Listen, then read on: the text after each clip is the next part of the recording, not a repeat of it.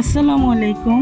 আজকে আমি আপনাদের সামনে এমন একটি রেসিপি নিয়ে আসছি যার নাম হলো পেঁয়াজের পকোড়া, যেটা অতিথি আপ্যায়ন কিংবা বিকেলের আড্ডায় বেশ জমে যাবে। পকোড়া বানানোর জন্য আমি এখানে নিয়েছি পেঁয়াজ কুচি, ধনেপাতা কুচি, দুটো ডিম, 1 কাপ চালের গুঁড়া।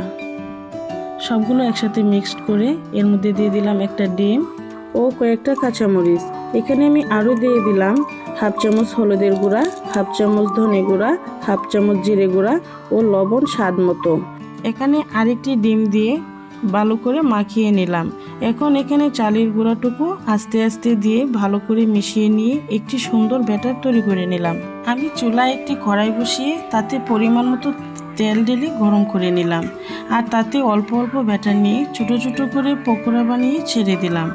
2 মিনিট পর একটু উল্টিয়ে পাল্টিয়ে ব্রাউন কালার করে ভেজে নিলাম। তো দেখুন, বানিয়ে ফেললাম পেঁয়াজের পকোড়া।